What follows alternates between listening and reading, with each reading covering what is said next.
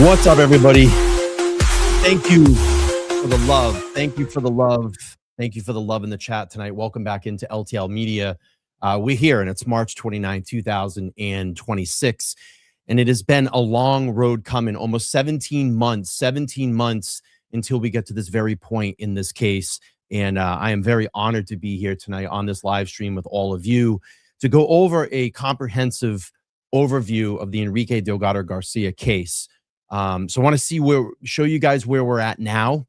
I have a slideshow presentation for you guys tonight, and also some videos that I'm going to mix in as well. Please make sure to smash that like button when you come in, because there's going to be, over the next week or so here, there's going to be some activity in this case and some things that we can start discussing. Like I said, it's been a long road, a very secretive case, and here we are. This is the point that we're at now. So the other day we got notified four charged with manslaughter in the 2024 death of state police recruit Enrique Delgado-Garcia. And before I get to that, I just want to pull up some of these amazing chats that I'm seeing already in this chat room. Simon is here. Nice to see you, Simon. Says, good evening, Brian, and LTL mods and family. Thank you. Mary, thank you so much for the support. And if you want to support the Delgado-Garcia family tonight, you can. I have their GoFundMe link pinned to the top of the chat. And I know this is something that I'm going to get behind here in the next coming weeks or months, is to do some fundraising for them. I think they're only about $12,000 away from their goal of $60,000. And I know that we can make a dent in that. I know we can make a difference here on this channel. And we can do that through the power of all of you that come here and watch these live streams and support this family and this channel. DSN, I hate the way that these new names, the new screen names, look on the screen. I just don't like it. I like the old screen names. But anyway, hi everyone. Justice for Enrique Delgado-Garcia, whose future was stolen from him. Prayers to his family. I absolutely agree to that. It's a very tragic incident that had multiple stops along the way to prevent this from happening. And I'm hope that I can clear a lot of this up tonight with my presentation. Simon chiming in again, rip for Enrique Delgado-Garcia, rest easy, brother, from England, UK. Thank you for watching today or tonight from the UK. Michelle says, justice for Enrique. Thank you. Ruthie's in the house. Nice to see you, Ruthie, said Brian in beautiful chat. Thank you for being here. Michelle's here. Granny's here. Ruthie says, Brian, you're always right about what happened to Enrique Delgado. When others didn't speak out, you did. You're a true journalist, and God bless you. Listen, I'm just put here in this moment in time to use my platform for good. I've always, it's kind of been my mission statement here on this channel, is to just report on cases that I know, that I care about, and give that feedback to all of you and create discussions amongst this community. And that's why I've always, been here, is just to be an informative channel. And if you come and you choose to watch LTL Media, I appreciate that. If you choose not to, then that's fine as well too. But these are the cases that are important to me and important to me here in my community. So I just felt the need that there was not enough coverage on this case for whatever those reasons are. I don't know, but I just felt like there was always on my platform, I could get out there and talk about this case and keep it current. And it's been very frustrating, as it's been very secretive for the information sharing in this case going, since we've been waiting 17 months. Rihanna's in the chat. Thank you. She says, justice for Enrique Delgado-Garcia. Thank you. Law Talkers in the chat. Thank you. Hit the like button on and in the way in. Yes, it's a very interesting case, and I'm going to get into showing my slide presentation here pretty soon. CM, thank you. Nice to see you. Granny's in the house. Thank you. And I appreciate it. AZ in the house, longtime member and moderator here. Nice to see you, brother. Good to see you. All right, let's get into this. So 4 charged in the manslaughter of 2024 death state police recruit Enrique Delgado-Garcia. And it goes on to say here, this was released on February 9, 2026. 4 staffers at the Massachusetts State Police Academy are facing involuntary manslaughter charges in the death of recruit following a boxing exercise. Attorney General Andrea Campbell and David Meyer, the outside attorney who led the nearly 17-month-long investigation into the death of Enrique Delgado-Garcia, announced charges on Monday. I'm not going to go through this whole article, but I'm just going to read you here of the said charges, and then we'll get into my presentation. So a Worcester County grand jury indicted Sergeant Jennifer Penton, troopers in Edwin Rodriguez, David Montanez, and Casey Lamont on charges of involuntary manslaughter and serious bodily injury to a person participating in a training program. Penton is also faces of perjury charges. Again, I'm not going to go through this whole article, but I just wanted to kind of take you up to date as where we're at right now. All right, let me share my screen here in my presentation. We'll go through this tonight. I'm going to do a mix of like videos along with text presentation and show you, what I found out and what I've learned in this case. Excuse me 1 second here. So we're going to do a case overview tonight. We're going to detail the timeline, investigative milestones, reforms, criminal case status. And I obviously imported this over to Canva. And I love using Canva. It's such a great tool when you do these slide presentations. So we have the report window from February 17th to 2024, from March up to March 25th, 2026.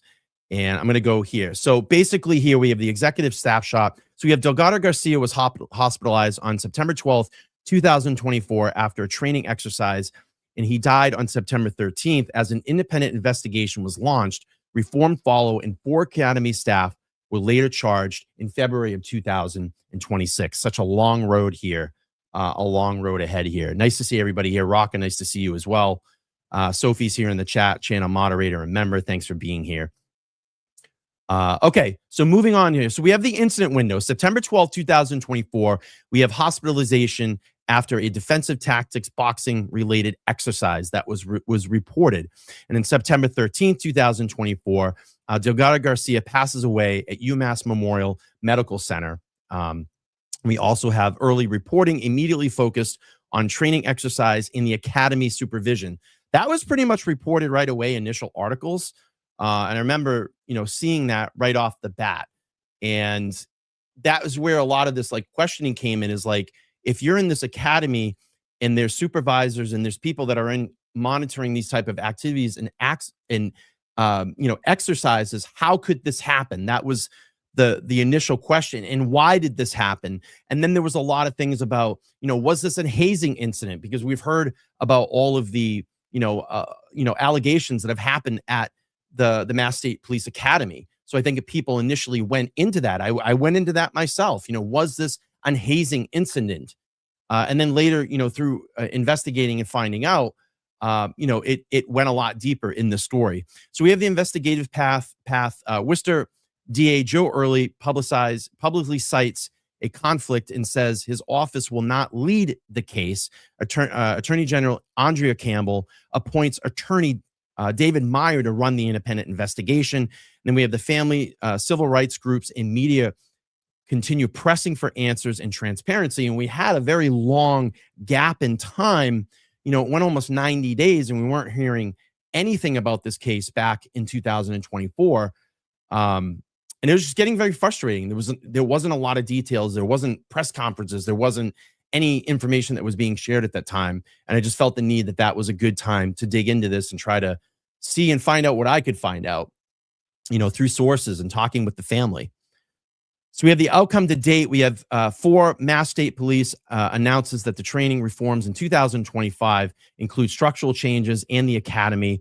Autopsy reporting in August of 2025 describes blunt force trauma, injuries, and an accidental manner of death. And then we had February 9, 2026, 4 staff members charged and arraigned, set for April in 2026. The first 3 will be arraigned on the 2nd, and then Casey Lamont, the final officer, will be arraigned on April 14th.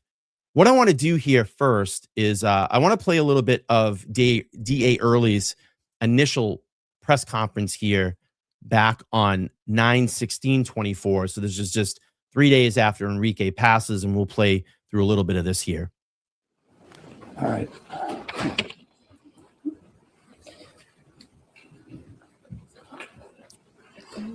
Right here. Okay. Yeah, Granny, we're going to get into that tonight. What If you don't mind, I'm sorry. It just looks awkward. Okay. Just a Jeff, you would carry over there, Let me. please.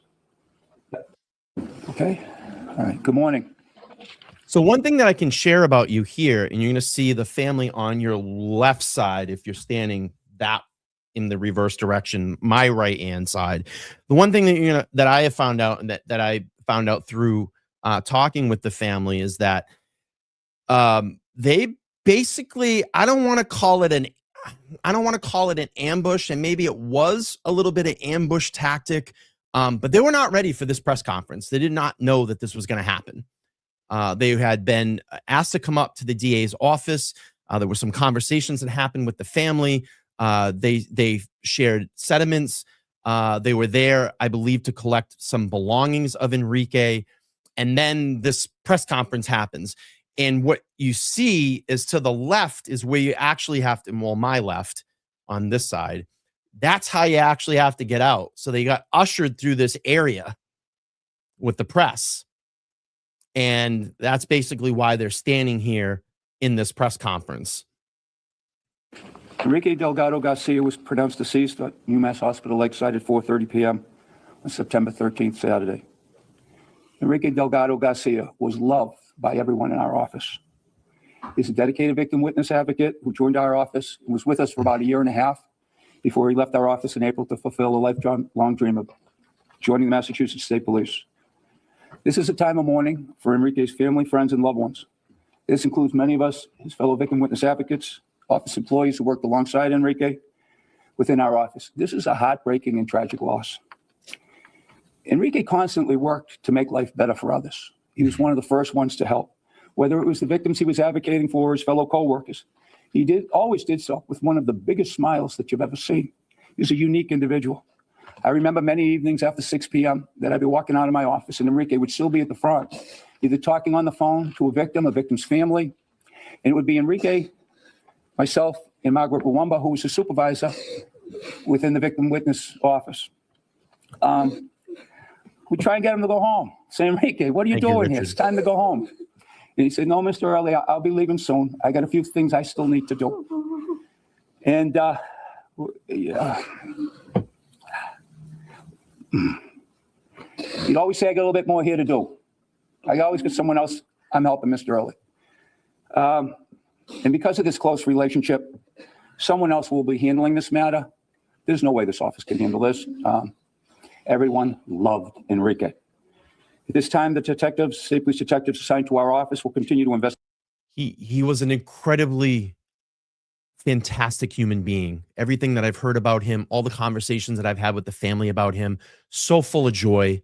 And he was like the groundwork to the family. He was going to make it, and I'm getting goosebumps talking about this. Is like, he was going to pursue his dream. He become, the dream of becoming a state trooper and be able to come here and give back to his community. And just so tragic that his life was cut down so early over something that was very controllable. That was very controllable through checks and balances that did not happen. Okay, let's keep playing through here. This matter, they were called to the Massachusetts State Police Academy when Enrique was injured on Thursday, and they began an investigation. They've continued to investigate and will continue to do so just as they would on any other case. They will also work with whoever takes this matter. We don't have a cause of manner of death to release at this time, as the autopsy report has been concluded. The autopsy has been concluded. The autopsy report has not been finalized. It will be completed by the Office of the Chief Medical Examiner. Now, I'm going to be limited in what I can take for questions. I'll try and answer some questions. We're early into this. And again, our office isn't handling this. Today, we're here for Enrique. This is all about Enrique. But I'll try and answer a few questions if I can. The people in your office who are investigating, are they going to continue to simultaneously investigate with another outside body, or are they going to just pass what they have on to an independent investigator? They're going to continue to investigate. I don't know who will be handling the investigation. I just know it will be someone without a stake in its outcome. Okay? They'll make those decisions. That's not for me to make those decisions. Again, I have a conflict. Whoever does take over this matter will be making those decisions. But right now, we're going to continue to investigate. We're going to do it just as it is. Will other things be done? I'm sure that they will. But that's something I can't speculate on at this point. There are a lot of, in other cases in the state, the state police are under a lot of scrutiny for the way they've been investigating things that involve other state troopers. Would you rather see this go to the federal level and away from the state police? Okay. I'm not going to speculate as to that, but I did talk to several people about taking over this matter on Friday. I'm not going to get into who they are. And we talked about the case. My concern is that we can't investigate it, okay? And I want it done by someone who doesn't have a stake in its outcome. And I hope that answers your question. The police are really concerned, people are really concerned that Enrique was beaten to death, that his teeth were knocked out. What are your concerns, and what do you know about what happened at the academy last week? Again, we know it was in the boxing ring. It was videotaped. But like I said, the autopsies. There was no ring. I'm just going to clear that up. There was no ring. And I'm going to show you what it looks like inside that facility tonight. And I will provide video that will show you what it looks like inside that facility and what it looked like inside that facility at that time. There was no ring. So I just want to make sure that's very clear. This was done on a regular gym mat, and you're going to see it. The state police inside the gymnasium has, their own kind of mat that they use there, the state police logo on it and whatnot. And you're going to see that here in a minute. Been concluded, but the report hasn't been finalized. So, but I shouldn't be speaking to that. It's going to be whoever we give this matter to will be able to address that. And they've got to be able to do a thorough and complete investigation. And again, it has to be someone without a stake in its outcome. Is there a conflict of interest to have the troopers dedicated to your office? Since, State Police Academy, MSP troopers, is that a conflict? At this point, we have a conflict as an office, but right now we can't stop this investigation.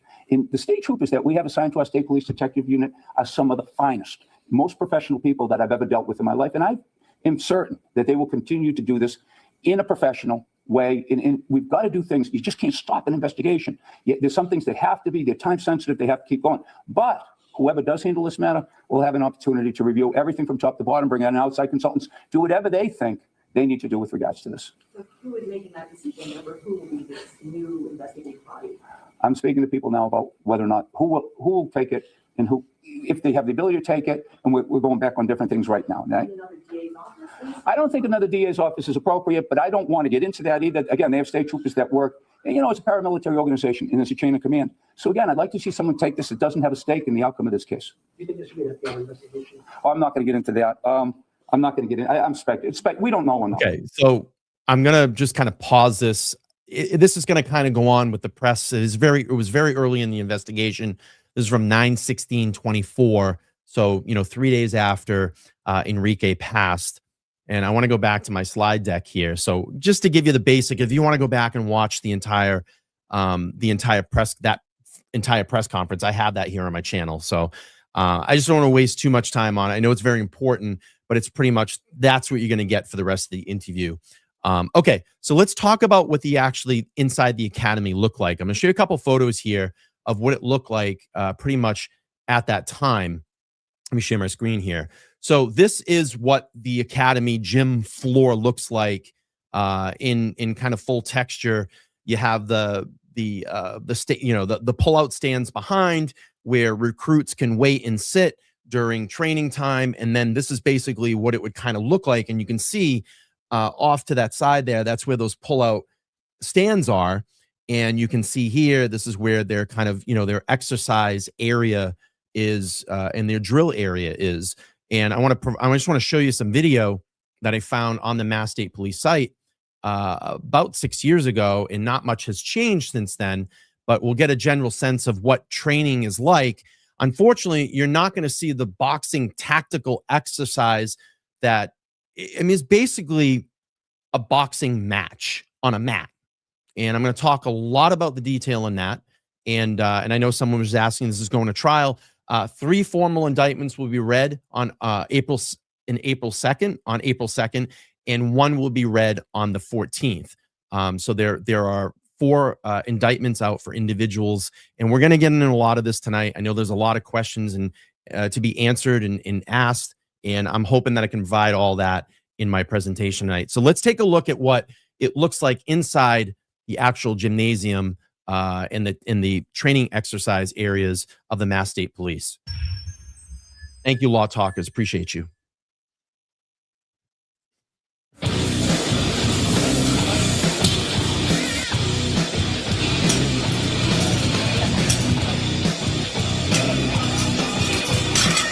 The way you're seeing them dressed is the way that they were dressed at the academy at the time. Not much has changed. That gray attire with the shorts, the gray shirt or sweatshirt, it's pretty much the standard recruit uniform. So if I had to sum it up in one word, I would say intense. Very intense. That's the gymnasium that I talked about with the pull-out stands. The workout Fight Gone Bad originated back in the early 2000s. A mixed martial artist named BJ Penn solicited the CEO of CrossFit for a workout that would mimic an MMA fight. So an MMA fight is 3 rounds. Each round is 5 minutes with a 1 minute rest in between. So a total of 17 minutes. The workout was designed with 5 compound functional movements that we do in training every day. They consist of wall ball shots, sumo deadlift high pull, which is a weighted movement, box jumps, He is very good. push press, which is a weighted movement, and calories row.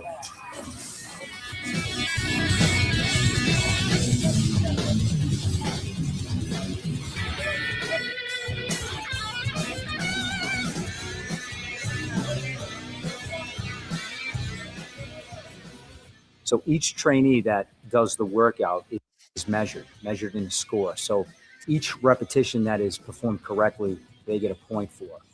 So they work for 5 minutes, they rest for 1, and they do that 3 times. It is from what I've heard from sources and looking into this, it is a very rigorous, demanding program. Very rigorous, demanding program. You just feel like you don't stop. I mean, it's like military times 2. It's pretty rigorous. So the outcome of the workout we can measure. We can actually plot that. And we measure that as work capacity. And work capacity is their overall fitness level. So we've done this with thousands of trainees and student troopers, and we could actually plot their work capacity or their fitness level. This is a very important detail. And I'm glad that this was brought up in this video. And I remember making kind of a mental note about this. And I want you to go back and listen here. I'm going to go back, and they talk about evaluation and learning the fitness level of a recruit. From what I'm understanding about the program and what I've read about it and what sources have told me is that this is something that literally gets evaluated on each recruit on day 1 and never stops. It's supposed to continue throughout the entire program. Evaluation should be happening through the entire program so they don't come into a situation like we had with Enrique. They should be, if there's any type of pairing or matching, they should be on a equal level plane. If they're doing any defensive tactic exercises together, it should be an equal plane at all times. So I'm going to replay that video. Is their portion of the overall video. fitness level. So we've done this with thousands of trainees and student troopers, and we could actually plot their work capacity or their fitness level from top to bottom.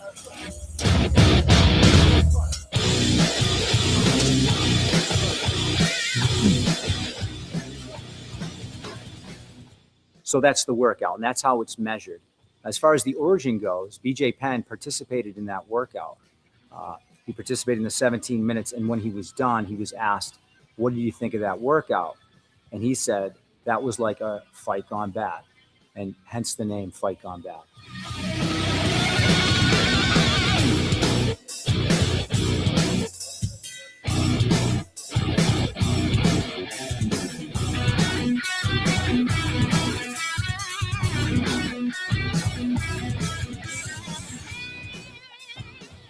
I believe Fight Gone Bad is probably one of the best workouts we've done so far.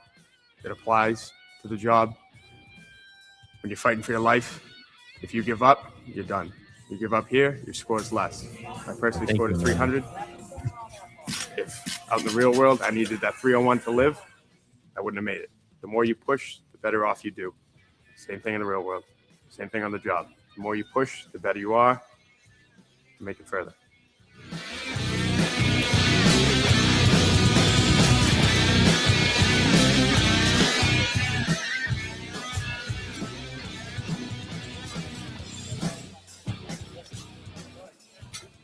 I thought the workout was great. It was just a great way to test not only your cardio endurance, but your muscle endurance. And once you start to get fatigued with your muscles and your cardio starts to go inside your head, you gotta push through that. So like I said before, once you hit that 30-second, 40-second mark, it's not quit time, it's go time. That's where you get your reps in. That's where you get your gains in. So for this type of workout, I think it's great. I love it. Push myself beyond where I think I can go, beyond my capacity. Yeah, I believe, like a lot of this is kind of that buddy system, but the supervisor should be there. The supervisor should be doing what? Supervising. And that was the systematic breakdown in all of this, hence the charges that we're seeing. And again, we're going to get a lot more into this when I go through my presentation tonight. Time. Here's your supervisor. This workout is designed to quickly bring you to your limits and then push you right past them. It's supposed to simulate a real life fight, whether you're in the ring or you're on the street with someone, and it gets you your heart rate up, it gets you focusing in. And in this workout, all that matters next is that next rep. If you can get that one more rep in before that time runs out.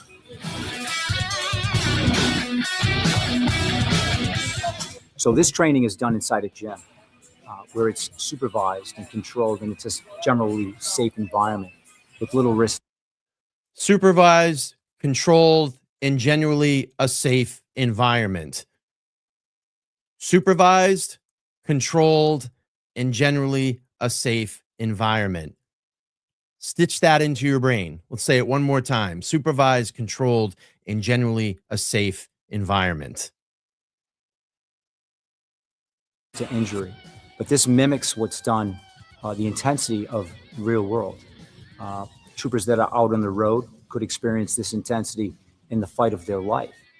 And this type of training could be the difference between life and death. So foreshadowing. Wow. Okay, let me share my screen here. All right, so now we look at the key people, the institutions, and the roles, and I'll have some more videos here that I'm going to pull up here as we kind of get through this. Again, I appreciate everybody being here tonight, going through an overview of the Trooper Enrique Delgado-Garcia case. So here we go. So we have the key people, institutions, and roles. This case moves across multiple accountability lanes: medical response, criminal investigation, agency discipline, public communications, and training reform. So we have the primary institutions. That's the Massachusetts State Police Academy in New Braintree, Massachusetts, the UMass Medical Memorial Medical Center, and then we have the Massachusetts Attorney General's Office and Independent Investigator David Meyer.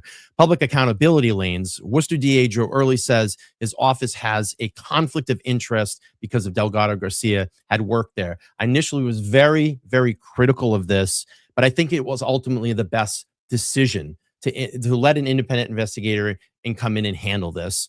So I think it was the right decision. So we have civil rights groups publicly call for independent or federal scrutiny, and medical attention keeps focused on academy culture, timing, media attention. I'm sorry. I can't read that small sometimes. Media attention keeps focused on academy culture, timing, and transparency. So the status as of March 26, 2026, 4 academy staff members charged in February of 2026. Those charges reportedly remain suspended without pay. So they're suspended without pay pending the court proceedings, again, April 2nd and April 14th. And the arraignments are scheduled for April 26th in Worcester Superior Court. Moving along. So we have the phase 1. We have the entry, incident, and immediate response from the academy entry in spring of 2024 to the death, early reporting, and the decision-making, seeking an outside investigation. Okay. So let's look at the academy context before the actual incident itself.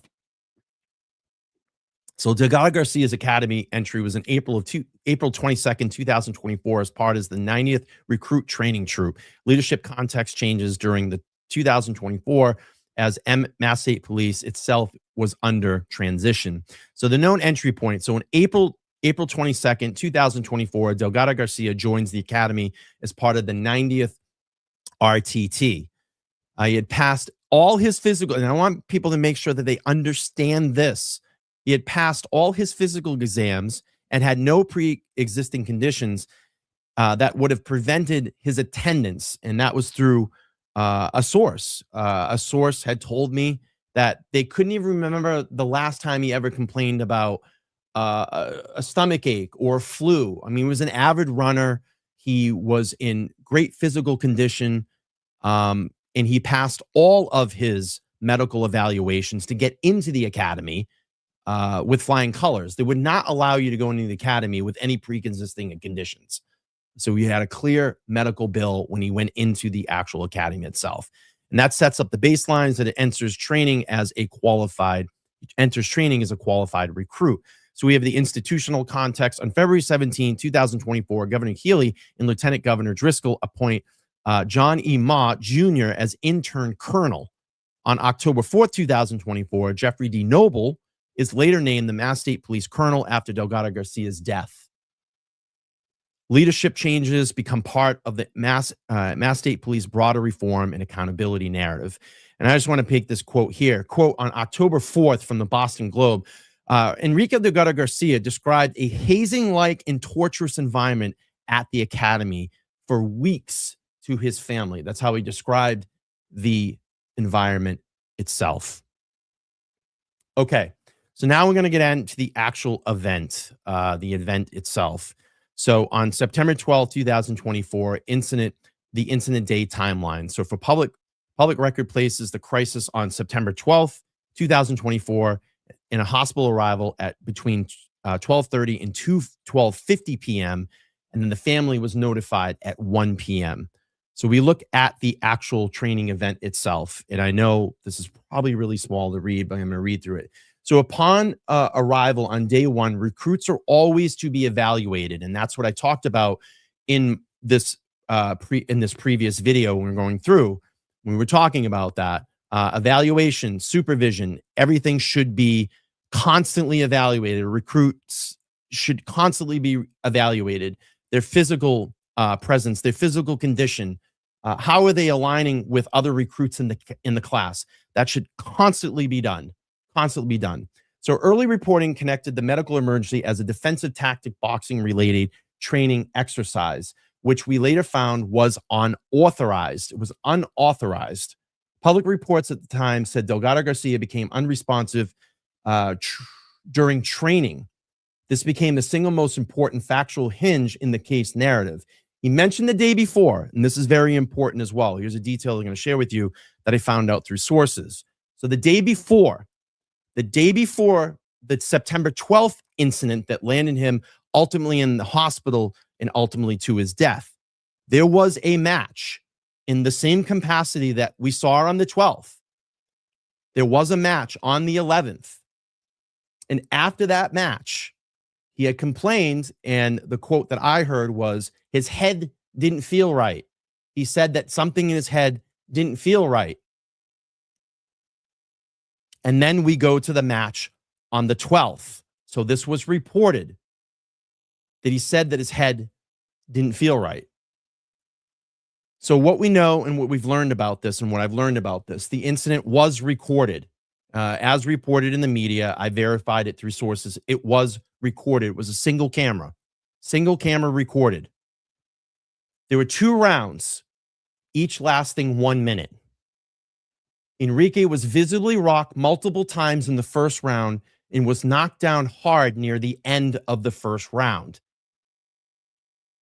There were opportunities to intervene, and this is where I talk about supervise. There were opportunities in this match to intervene.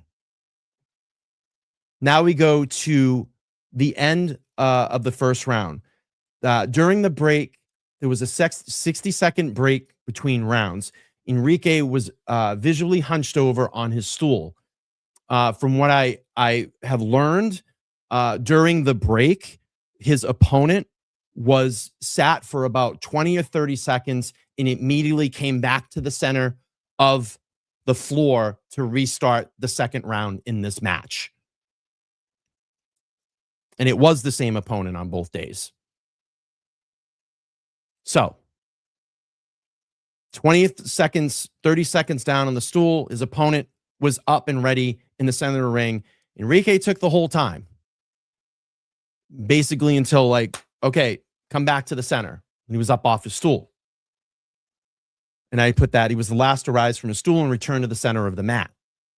The second round lasted no more than 20 to 30 seconds until he was knocked out hard with a 2-punch combo. And he hit his head hard on the ground. And the medical response took about 2 or 3 minutes. And that's what sources tell me. So now we jump to the hospital timeline. Estimated arrival at UMass Memorial Medical Center between 12:30 and 12:50 p.m. And that was actually a source confirmed that for me. Family received a call at 1 p.m. and that he was in serious condition.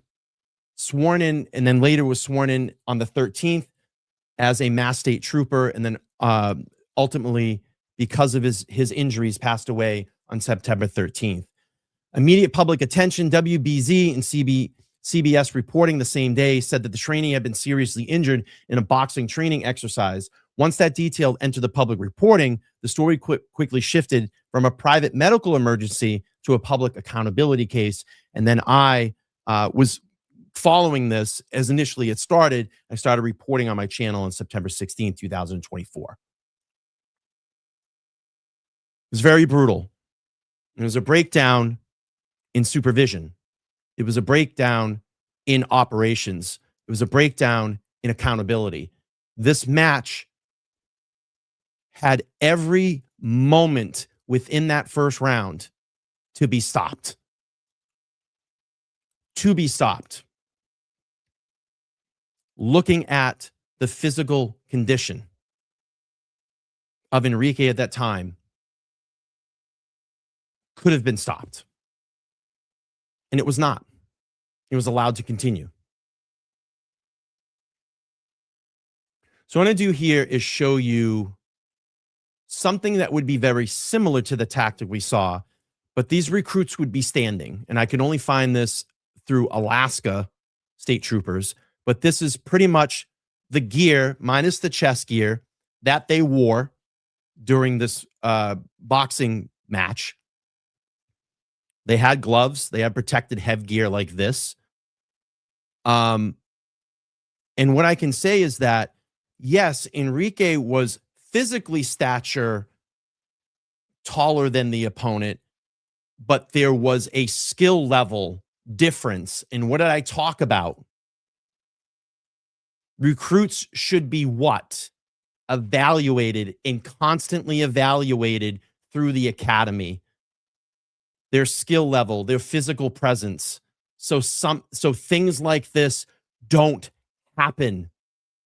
That there's an even playing field if they're having any type of these defensive training exercises. If you're paired up with someone, and you're going to hear that even in this video. All right, so let's play again. They would have been standing. This tactic is a little bit different here. But it will give you a general sense of kind of how this all looked. Here we go. Get in there. Use a good line. It'll start when the whistle blows. You understand me? Yes, sir. Then you're going to unleash hell. No, do not give up. Keep fighting. Obviously, in law enforcement, they will be involved in physical altercations. You gotta fight, Carl. You gotta fight. Come on, Hill. Destroy him. Fight.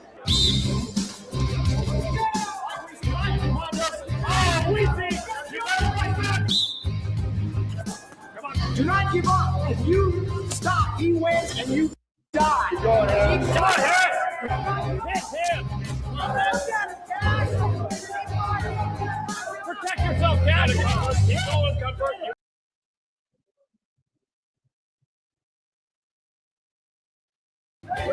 Sorry. If you were him, Harmson, get on your knees. Look at him and then hit him. Keep fighting. Do not give up. Do not give up. Hit him as hard as you can, Gay. Some defense. Come on, Harris. Hit him with a good one, Harris. Good. Hit him hard. Hit him hard.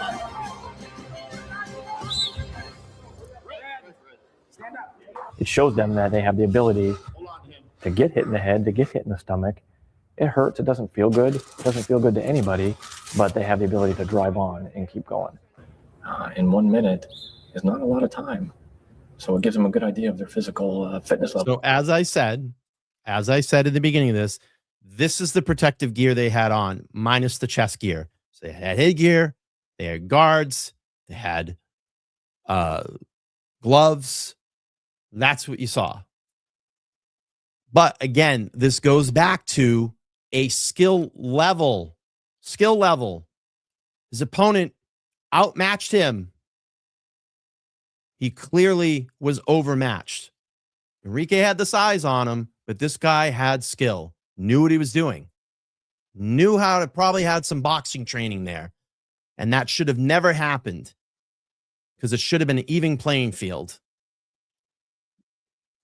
Okay, let's keep playing. What hurt? It's sir. Stop leaning against the wall. Just lean against the wall. You ever been hit in the head before?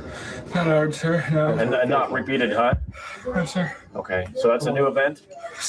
All right. You just got to compartmentalize all that, keep it inside right now, and drive on, right? Yes, sir. Who do you work for? Juneau Police Department, sir. Yeah, do you think you're ever going to get hit in the head again? Yes, sir. Yeah, you're going to get hit in the head. Now, listen, I hear some evaluation going on here. Like, who do you work for? Probably, not, this video is probably a couple years old.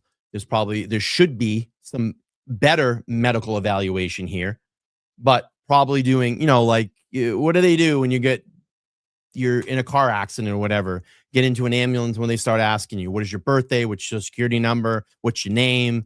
They want to see if you have any type of concussion. I know it's kind of the old school way of doing it, but you see kind of some of that here, but this is the culture of the academy. You got to push on. You got to keep going. You're going to get hit. You're going to, that's the culture of the academy. And so I say it's a brutal process to go through these academies. All right, let's play. Okay. And you're going to have to learn how to just drive on and stay with it. Stay in the game.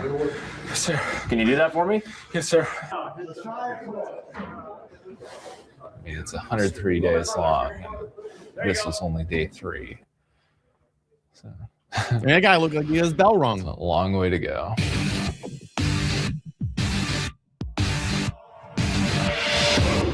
All right, so let's get out of this here. So hopefully you're finding some value in this presentation. If you are, please make sure to smash that like button, subscribe if you haven't subscribed. Let me just do something here and get back to my slideshow. Give me 2 seconds. Okay, moving on to 8. Let me present my screen here. Okay, so here we go. So going back, September 13, 2024, death in early public narrative. So on September 13, 2024, Delgado-Garcia dies at UMass Memorial Center. NBC Boston reported he said he was sworn in as a trooper before his death. Early injury descriptions. Family states described severe injuries, including head trauma and other physical damages. Those descriptions circulate before autopsy findings were reported in 2025. And we have the narrative shift. At this point, the story was no longer about a training accident. It becomes a question of who supervised it and why the public did not yet have a full explanation. These slides in the deck were pivoted from chronological to accountability. And that's kind of what we're going into now. Yes, the training exercise was very tragic, super, super tragic. But again, it goes back to supervision, breakdown in operations, who's supervising, who's looking at this, who had the ability to stop it at this point, who was doing the medical evaluations. Were those being done? Were they being skipped? Who was evaluating recruits and their physical attributes? Why was this not a balance? Why was this unauthorized? Those are all the questions that are remaining here. Okay, so now we have the official response, the governor, MSP, and the DA. On September 14, 2024, Governor Healy issues a public statement on Delgado-Garcia's death. This is the first high-level state acknowledgement in the timeline. In the deck, it signals that the case reached statewide significance immediately. significance immediately. MSP's positions, MSP spokesman said that the Academy on-site medical team responded immediately and rendered aid. It was about a 2 to 3 minute response. Took about 2 or 3 minutes. That line became the agency early public account and medical response. Later scrutiny would focus on whether that the response narrative answered the larger questions.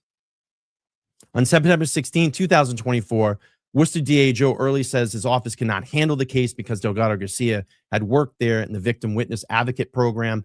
We saw that in the press conference. The statement creates a formal pathway to an outside probe, which I was very critical about initially. I just felt like Joe Early was running away from this. But now now with some more clarity and you kind of take the emotion out of it, now with some clarity, I think it was the best thing to do. Appoint an independent investigator that can assemble a team and go in and dissect all the different departments and operational things that happen in the Mass State Police Academy and cut through it with a fine-tooth comb and found out where the initial breakdown in all of this was. Supervision, operations, what it may be. Why did this happen? Who was under the supervision? Who was the person that should have been there to stop this obviously horrible, tragic incident and hold those people accountable? They were not doing their job.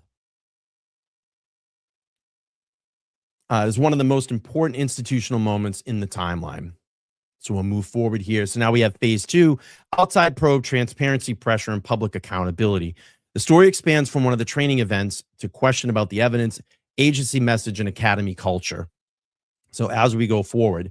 So on September 23rd, 2024, Attorney General Andrea Campbell appointed Attorney Dave Meyer to lead an independent investigation into the Delgado-Garcia's death. Why an outside probe? The Worcester DA had already said that his office could not lead the case because of the conflict. An outside investigator was necessary for credibility and jurisdiction clarity. And this is an institutional handoff in the slideshow presentation. So now you're having the case turned over. Basically, Joe Early has now dismissed himself, goes to the Attorney General. David Meyer comes in. We don't hear anything for a couple of months. And then we had this like full spread article of, I think it was like the 6 or 8 person team that he puts together with, some former FBI agents and some people that were prominent figures in Boston police, in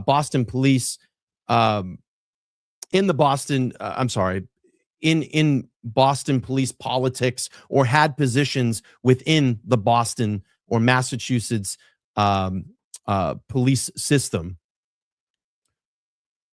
So what the appointment did, it centralized the criminal and fact-finding lane under the independent attorney, and it signaled that the case would be examined beyond the standard internal agency review, and it also raised expectations for evidential public findings and accountability. And the one thing that you're gonna hear, and I'm gonna play this on Tuesday when I go over and have Nan Gallagher here on the channel. We're gonna go through the formal indictments, and we're gonna go through that press conference that they had, David Meyer and Andrea Campbell, just a couple of weeks ago. And he said, and I like the fact he said this. He said, "I came into this without an agenda. I was just a fact finder. I was just someone that was brought in as a neutral participant party in this investigation to find out what happened." And it was a very rigorous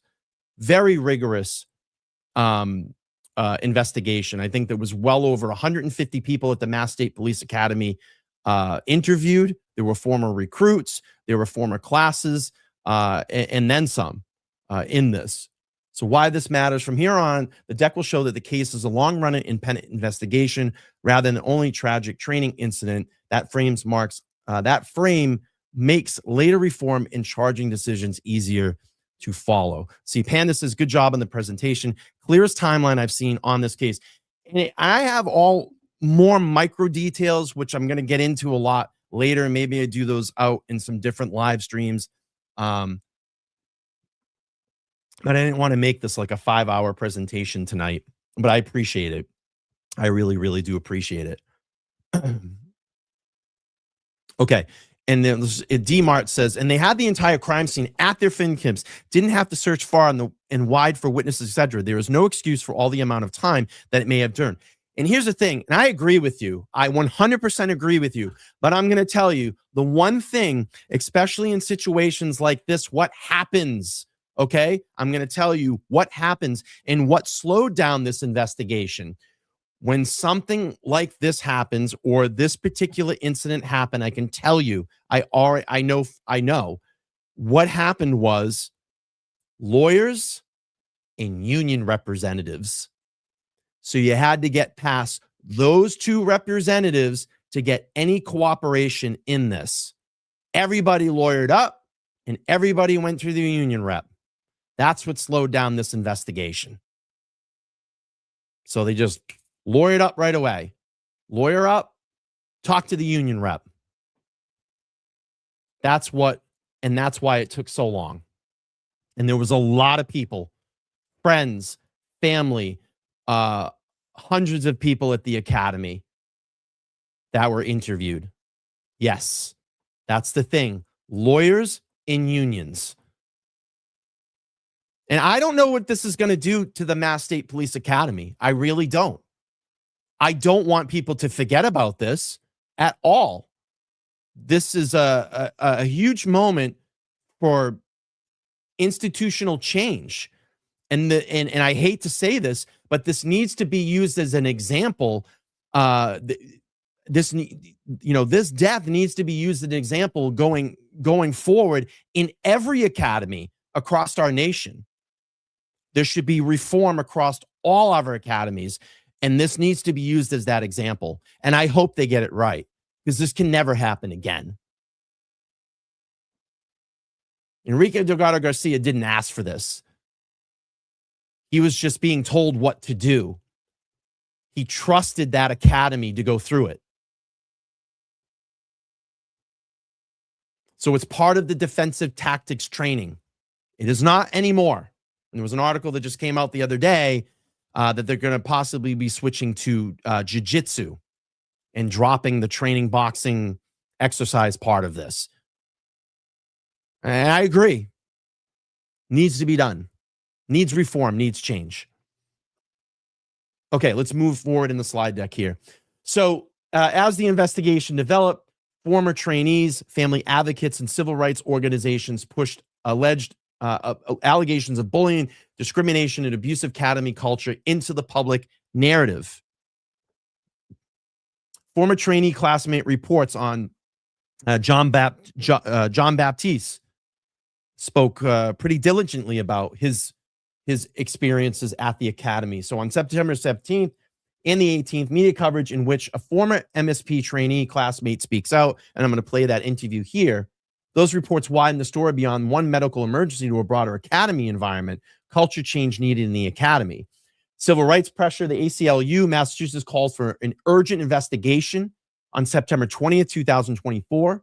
Lawyers from civil rights make statements on the same day. And this case is a statewide civil rights and public trust issue, not just an academy incident. So we have the takeaways from this. This presentation shows the narrative that splits into two tracks. Oh, you're welcome.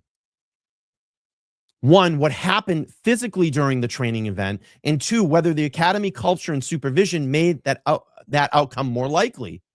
On September 17th, former MSP trainee Giovanni Baptiste, who knew Enrique Delgado-Garcia, details racist and bullying allegations at the academy. And let's play that interview. Hang on one second. Bring up my screen. It's really hard. But like I said, for people like me or people like Delgado, Spanish, or Black, it's really hard. New at 6, a former classmate of the Massachusetts State Police recruit who died after training says the State Police Academy is run more like a fraternity. And the boxing has been shut down by Colonel Noble. It is no longer. It's going to be, I believe, jiu-jitsu is what they're going to adapt now in the program. Let's see. Are all those charges at supervisor level? Yes. Yes. That is a systematic and supervisory breakdown and operational breakdown in this case. And you're going to hear more about that. We're going to get more into those details on Tuesday when I have attorney Nan Gallagher that's going to join me. I'm going to read through the formal indictments and go through the most recent press conference to give you kind of all the details of, breaking down this investigation. Young Jerks in the house. Mike, how are you, buddy? Doing well over there. Great job on the Kelsey Fitzsimmons case. If you guys didn't watch the Young Jerks, go over and check it out, please. And make sure to sub to his channel. Mike's a great guy, great dude, good support, does great shows. And nice to see you in the chat, Mike. Appreciate you being here and supporting. All right, let's hear Gianna Baptiste. The WBZ I-Team was the first to report Enrique Delgado-Garcia was critically injured in the boxing ring at the academy. I just want to make sure that you guys all understand, if you're just coming in, and I just saw a bunch of people come in, make sure to smash the like button. There was no ring. There was no ring. It was on a mat. It was on a mat inside the gymnasium, and you can go back if you want to back up 10, 15 minutes. We just went over that portion in this live show. Okay, let me keep playing through here. Hang on. Tonight, I'm Lisa Hughes. And I'm David Wade. The former recruit who spoke with the I-Team says he experienced hazing at the police academy and says Black and Hispanic people were treated differently. WBZ Chief Investigator Cheryl Fiandaca here now with the exclusive story. Cheryl? Nan will be on the show on Tuesday. He is heartbroken about his friend and former classmate. He says he expected the police academy to be tough and was prepared for difficult training. But he says he was not prepared for the harassment, humiliation, and discrimination he suffered. And after 18 weeks of training, the police cut him from the class. The I-Team was there when he was finally ready to unpack his academy bags. This is everything that I have in my bag. For this former Massachusetts State Police recruit, these photos showing him wearing an academy uniform are all that's left of his dream. Since I came here in the country, my dream was like to be a state trooper. The state police dismissed the Haitian immigrant from the academy just 6 weeks before graduation. Enrique Delgado-Garcia was his carpool buddy and his classmate. He died last week after sources say he was seriously injured during a boxing training exercise, where trainees pair up and fight each other. He was a good kid. He was really, really good, helping me, helping everybody. The academy himself is really hard for people like me or people like Delgado, Spanish or Black. It's really hard. They make it really hard for you. I know they don't like us. They show you that. He does not know what happened to him. I've got to say, hearing this, it doesn't surprise me that this would be part of the culture. And I hope this is not the driving incident that we find out ultimately in this investigation as we start to hear more details. But it doesn't surprise me that this would be part of that academy culture. And this goes down to what? And what did I talk about? Operations, supervision, right? Playing those supervisory roles are very important in these situations. Culture, valuations. His friend, but says he was Leadership, subjected to right. hazing and harassment from the second week of training. The first thing that's gonna wake me up, everybody come to my home. They make everybody come to my home. Go home, go home, go home, go home, go home. Like imagine like 180 people like telling you go home. You don't deserve to be here. It was a lot for me. An Army reservist, he survived boot camp and 4 years in the military, but says his experience at the State Police Academy was more like a fraternity hazing instead of elite law enforcement training. Making me sweep the floor with my uniform, like in my stomach, like it's not a training. What is the training? And that make me counting breaks after everybody sleeping. And like trooper telling me like, he will do everything that in his power to not graduate because I don't deserve to be here. All of this heartbreaking to hear for his wife and young family who sacrificed so he could go to the academy and realize his dream. We come here and for him to want to do better. And you get there, you face with you being humiliated, you being discriminated. Training is training. I understand that. I'm in the military. I know boot camp. Training is training. You have to teach your trainees how to really protect themselves out there. But there's nowhere it says in the book that Right. you need to break someone down so low mentally to where they can't study, they can't pass a common sense exam. He was let go by the state police on August 23rd. Since that, in the second week on the academy until the 18 weeks, it was really hell for me. It was really hell every day for me. The recruit tells us he plans to visit his former classmate's family to pay his respects. The I-team reached out to the state police for comment, but we did not hear back. Okay. All right. Let's go back up to my slide deck. So, let's see. That's the thing, Christy. We don't know. And now what we're seeing is what? And what did I talk about in this? Supervision, leadership, operations, reporting. Are you seeing the trend here? Maybe it was reported. It was ignored. Culture. It's a systematic breakdown. That's what happened here. All of these things could have been stopped. Okay, so now we go into Delgado-Garcia family was shown the video of the incident on September 16, 2024, but public disclosure is kept under wraps at this time, and this becomes a major transparency subplot. So on September 16th, the family says that they met with Worcester, meeting with 2 MSP detectives, and they were shown the video of the incident, and that was actually cleared through my conversations with the family themselves. Early public reporting also indicates the event was on video. We've known about that. It's been talked about. That means that the case always carried an evidence visibility question at this point. So that's all we had. It's all they had in this first kind of phase of the investigation was what they saw on video. They saw the actual incident itself. Okay. So boxing tactical training exercise. Enrique Delgado-Garcia dies because of this boxing training exercise. But where do we go from here? Now it goes into the systematic breakdown, the supervisory breakdown, the leadership breakdown, the culture of the academy. That's what David Meyer had to step in and do. Peel back all those layers of the onion to get to the center of the truth. Who is responsible? What could have been done? And he found that. He found that in his investigation. So the unknown at this time, without public release of details, the public had to rely on official statements reporting in later charging documents, which we're going to get to here on Tuesday. And the ACLU of Massachusetts calls for an urgent federal investigation into the violent death of state police recruit Enrique Delgado-Garcia. They made that statement pretty quick. Pretty much after they saw this interview. Let me do this. Okay, so now we have public mourning, communication gaps in family. So we have community grief.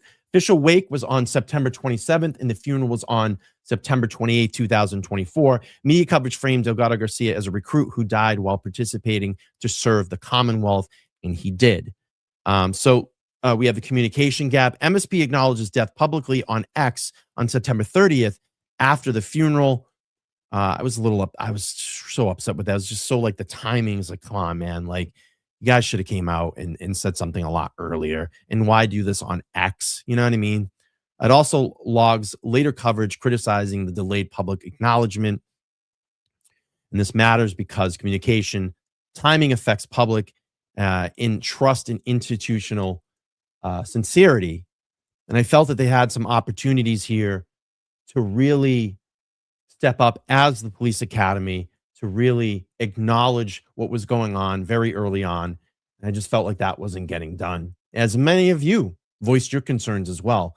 And then we had the family pressure continues. By December 24, it marked 90 days with still no answers in this investigation. So felt like such the longest time, 90 days, you know, and here we are 17 months later, and we finally have something. So we have phase 3, delayed reform, autopsy finding, and charges. Yeah, and I agree, D-Mart. I totally agree. I totally agree. And I agree with this too.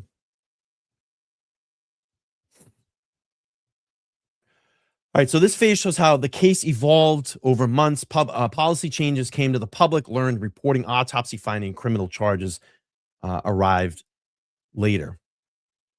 So now we have by late 2024 into 2025, the case had become defined by two questions. Why did the public answers take so long? And what was happening behind the scenes in the independent investigation? I wrote David Myers an email basically every month. Just give me something here. I think they responded. I think an assistant of his or someone at the office that he works at just basically said, hey, David got your emails. He appreciates that you're reaching out. There's no comment at this time. So I didn't even really hear a response from David Meyer. And I was very critical of him at times, kind of the slow process of this investigation. Why have we not had any answers? Why have we had an update? There's nothing that's going on here. And I understand now that I learned more about this. And again, I talked about it a couple of minutes ago, lawyers and union representatives,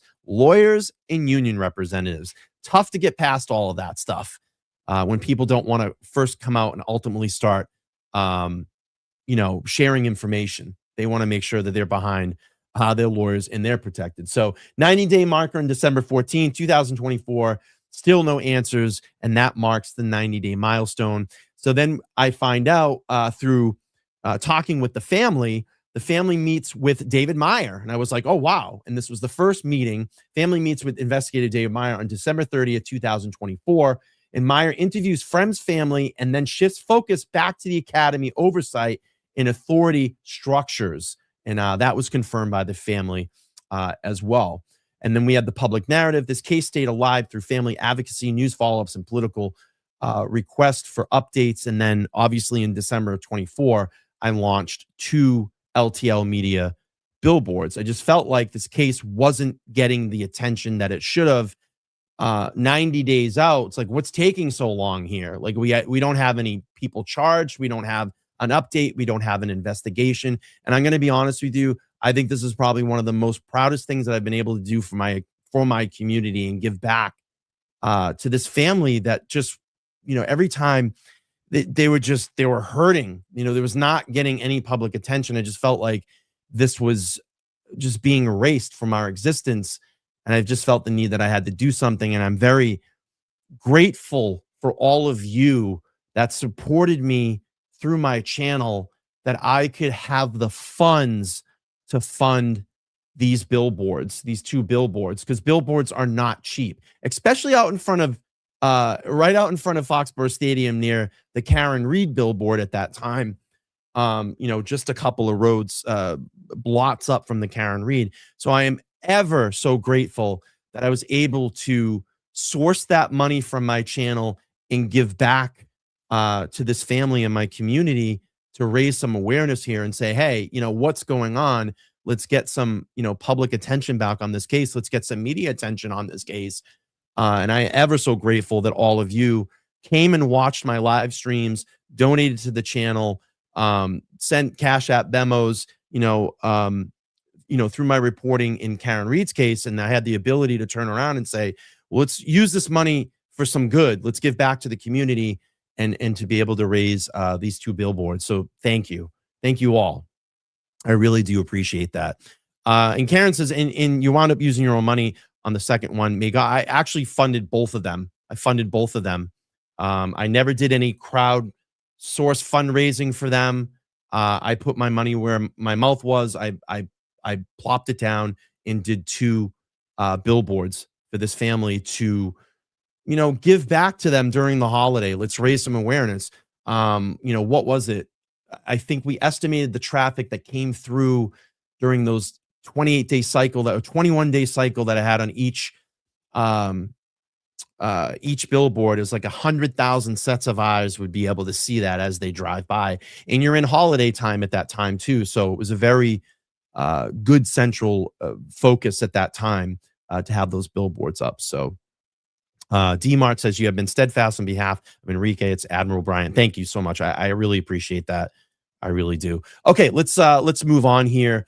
So before criminal charges were announced, MSP rolled out the academy reforms in 2025, including smaller cohorts, leadership changes, operational review, and continued suspension of the boxing program. So that was will not.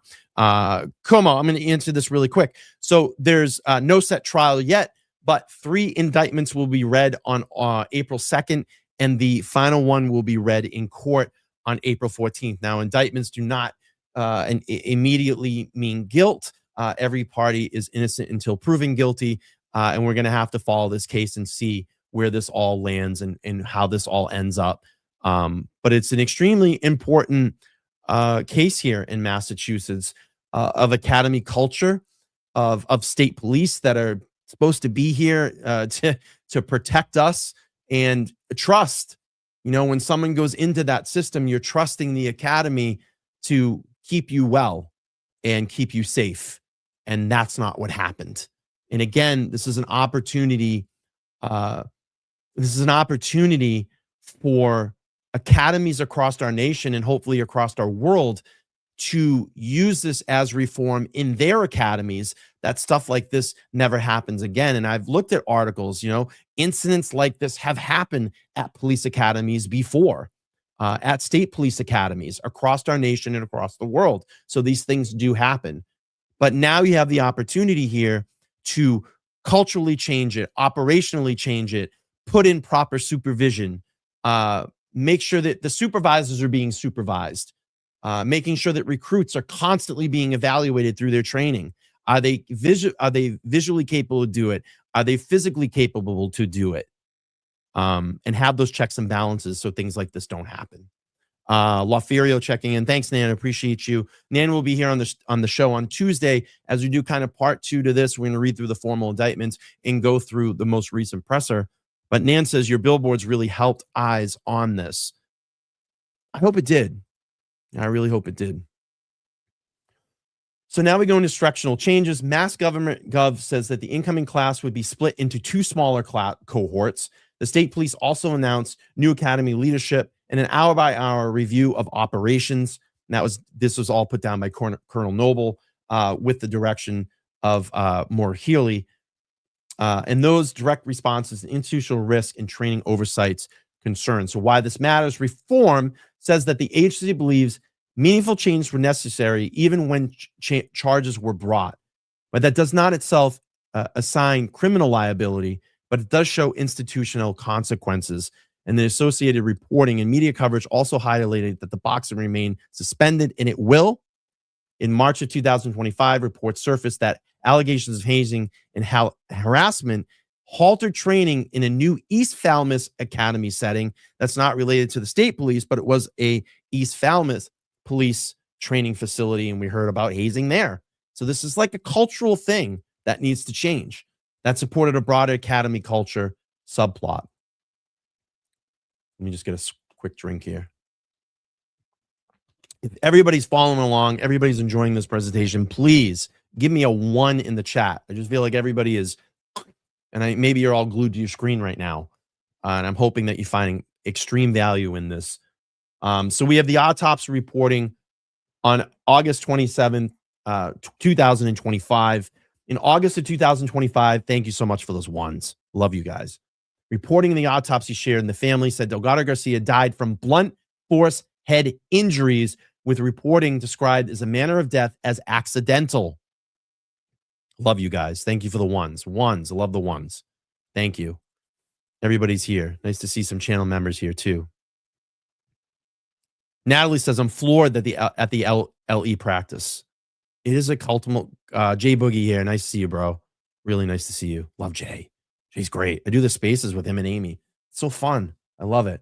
So what was reporting said? Boston.com reported blunt force trauma to the head. I want to make sure that we get this on the record, people, because there was a lot of false information put out about the actual injuries. Oh, and guess what? People speculated. And then when the medical examiner report was finally put out there on the record, there were people that were wrong. This was not an aneurysm. He died from bleeding inside his head. There's a difference. It's a medical difference. And he died from blunt force trauma. Like in a car accident, when someone hits a windshield or someone hits their head in a car accident and causes bleeding in the brain. This was not an aneurysm that some people put out there. That was false. CBS Boston similarly reported complications from blunt force injuries during a boxing exercise. Obviously, we know about cracked teeth. We know about the fractured neck, and we also know about the head injury itself. David Meyer, in recent statements, reported blunt force trauma injuries. That is on the record in this report, in these indictments. It was stated by the investigator and has been confirmed by the medical examiner. That's what ultimately led to Delgado-Garcia's death. Not an aneurysm, blunt force trauma. Why this was pivotal. This was the first widely curated explanation tying the medical outcome to a specific injury in detail. It filled a major informational gap that had been lingering on for nearly a year. Oh, they do. Amen. What it did not resolve is the autopsy reporting did not itself answer who will be held criminally and administratively responsible. And now we do, because we have the names, and those practices remain for investigators, prosecutors, and later the courts to decide. And we do. We have 4 indictments now. So now we move on. Granny, thank you so much. Says, you were right. It's not getting coverage. We appreciate you staying on this case. Thank you so much. I'll do that. I'm going to be here. LTL Media will be reporting on this. And I have. And you can go back through my playlist and watch my reporting back starting in September 16, 2024. So who was charged? Reporting identified is Lieutenant Sergeant Jennifer Penton and troopers Edwin Rodriguez, David Montanez, and Casey Lamont. And I knew when the name Edwin Rodriguez immediately hit the airways. And actually, hang on one second here, because I'm going to show you another false report that was out there.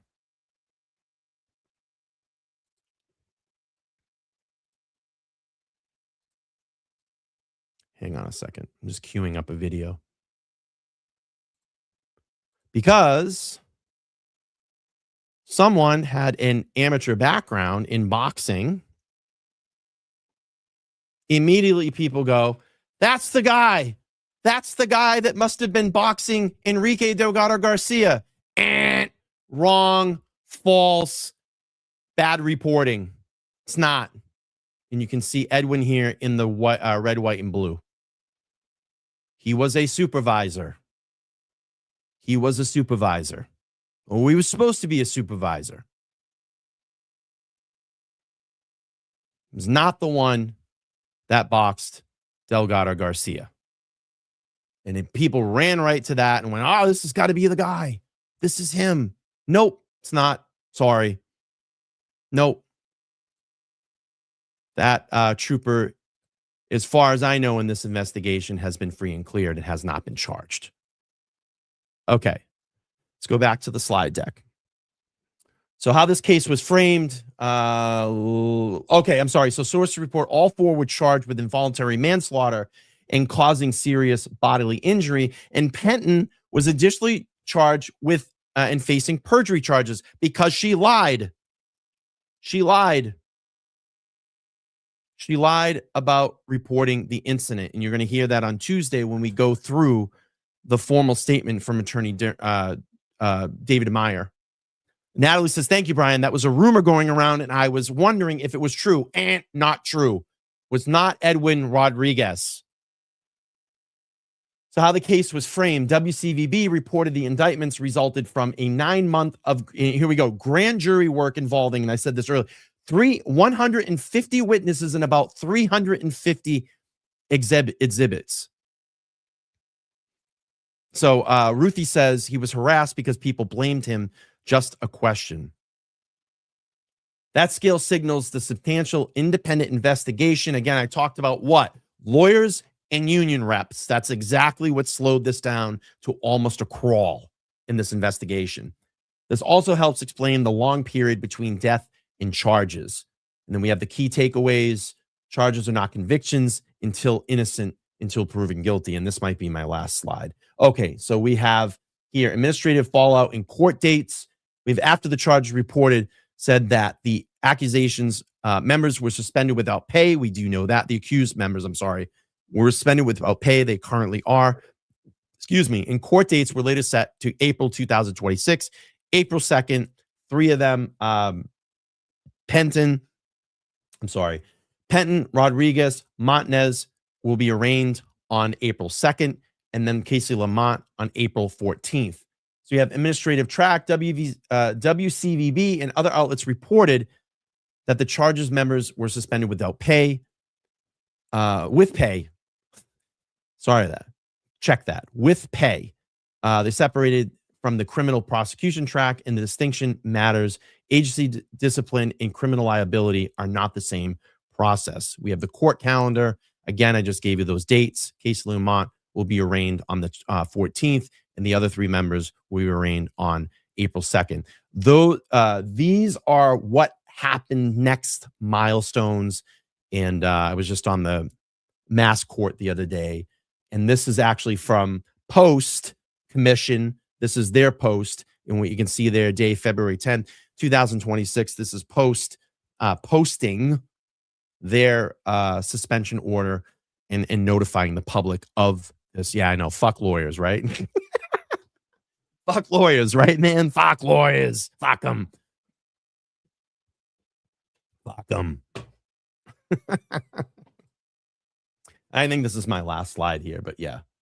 Okay, no, wait. I got one more here because I go into an appendix after this kind of.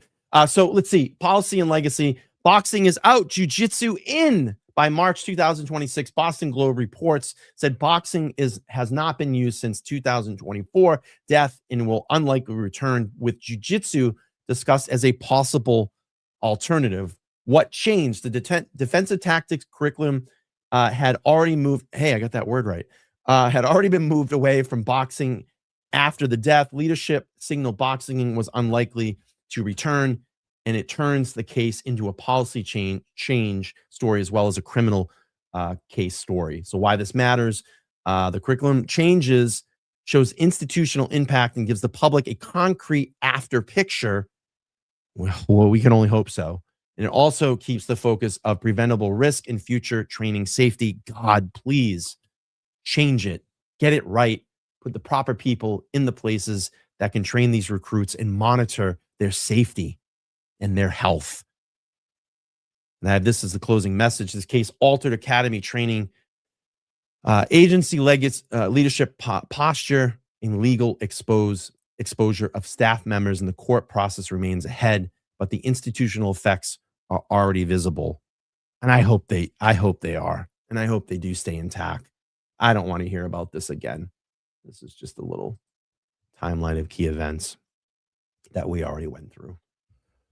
God, I hope that they can get this turned around and that this never happens again, and that this family gets some type of peace in this situation. It's been very heartbreaking for the Delgado-Garcia family going through this process. It's been an extremely slow, monotonous process with zero answers. I would appreciate you by supporting them if you can. And you can do that by clicking the link at the top of the page and making a donation. They're only about $12,000 away from their actual goal on the Give, Send, Go. I want to start doing some fundraisers for them and just get them to that goal. This family needs this money for lawyers and their legal battles and legal processes. So if we can help them out in any way, please consider making a donation. And again, you can click that at the top of that. So Todd did mention that. He said that the fighting program, and it's been reported as well too in the media, that the fighting program will be paused and will be stopped. And thank you, Granny. I appreciate that. So I think that's going to be it. I mean, I just wanted to come in and do a brief overview, set the tone for all of you, get the facts out in this case, squash the rumors that have been put out there. We're going to continue to talk about this. It's going to be very interesting to see what happens after Thursday, after the 3 formal indictments are handed down, and ultimately on the 14th, when the 4th is, and to see how this all reacts through the court system and what the ultimate end result will be in this case. So I wanted to come back in and do a refresher for all of you, because it's been quite a while. And it was a very good refresher for me to go over this over the last couple of days and refresh myself about some key points in this case that, I might have forgot about. And oh yeah, I remember that, looking through my spreadsheet. I kept a very detailed spreadsheet, and I'll just share that with you guys really quick, where I kept sourcing my information from this. And I'll show you really quick. So this was, this is the spreadsheet that I kept through this entire time. I had links and information that I heard and sourcing information, dates, times, when were these things posted. I kept up very, very close on this, and it was tough. I mean, there's a lot of informational gaps. We went from December 30th to almost, 4 months in January before we ever heard anything of significance. And then we went from September 11th, ironically enough, October 2nd, all the way up until February 9th of 2026 before we heard anything again. And, I just, I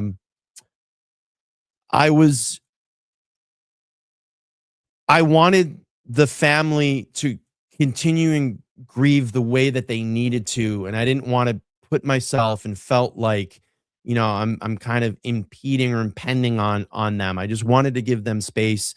And I appreciate the information that they've shared with me and clarifying a lot of questions that I had through this entire process. I've been in contact with the family throughout this entire process. They love and appreciate everything I've done here on this channel for them to keep this case alive, because no one has been talking about this. And it was very hard at times because I would ask them questions and they go, we don't even know. They're not even sharing anything with us. So they kept this way under wraps.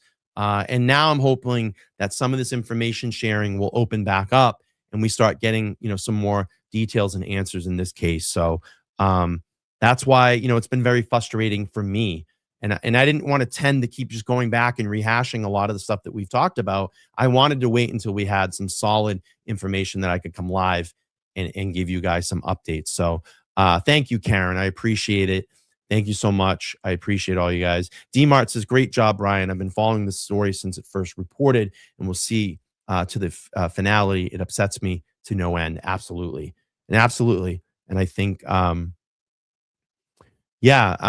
really glad too, because it was to build that trust with them, to build that trust. And again, they've been very, all along, I just got messages from them, I don't know, 2 weeks ago, asking how I was doing and just letting me know, like, hey, we really appreciate what you've done and what you've been doing to keep this case alive. And I appreciate everybody that's come here to these live streams and shared my live streams about this case. And again, sharing information is always the best way to get people informed. So that's going to be it. We're going to wrap this up about an hour and a half tonight on the Sunday night. I appreciate all of you coming in here. Make sure to smash the like button, subscribe if you haven't already, turn on your bell notifications, and comment below, after this video posts. I'll be back here on Sunday. Listen to me. On Tuesday night, Attorney Nan Gallery is going to join me here live on the channel. We're going to read through the formal indictments, and we will play through the David Meyer press conference and actually break that down and have an attorney here to break all that down with us and give us her take on this. So I'm very excited to do that live stream. And then again on Thursday, and I already know there is a courtroom request for camera in the courtroom. So the indictments, from what I'm understanding, the 3 indictments that would be handed down will be recorded or maybe live stream on some channel at some point. I'm just getting some confirmation from the court officer, because I did reach out to them and they said, we believe we already have a camera request in the courtroom already. So in some certain way, there will be some video coverage of this. And I hope that I can bring that to all you guys. And then hopefully, we start getting some charging documents that we can go over and read through this case and get to the, kind of the nuts and bolts and the intricacies of what happened inside this investigation, because there is still a lot of gaps that need to be filled in. And I'm just I want to look at it and read through it and scrutinize and go over it and find out what, truly happened here and fill in some of the gaps that I have. But that's it. That's going to be it. Thank you, Karen. I appreciate it. Yeah, I'm kind of guessing this too, but hey, you never know. You're going to have charging documents there that we're going to be able to read through when these indictments get handed down. So let's see. Foley, thank you so much. I appreciate it. Granny, thank you. And again, Nan will be here on Tuesday. I'm going to set up that live stream right now, actually, for you guys. Hang on. Let me just make that public. And then I'm going to head out for the night. And listen, I appreciate everybody being here. You guys are awesome. Guys are awesome. Cool. That's all set up. So Tuesday night, 7:30 p.m. Come watch me here with Nan Gallagher. We're going to go through the formal indictments and watch that press conference. All right, everybody. Thank you so much. I appreciate it. Renee Rose in the chat. Good to see you, Renee. She said, I will have shirts for supporters who come to court on Thursday. Thank you for that. We appreciate that. And yeah, I hope that some of you can make it to court on Thursday. Thank you, everybody. I will talk to you soon. Thanks for coming in tonight and watching the stream. I love all of you. Please make sure to like, share, and subscribe. I'll talk to you all soon. Take care. Bye-bye.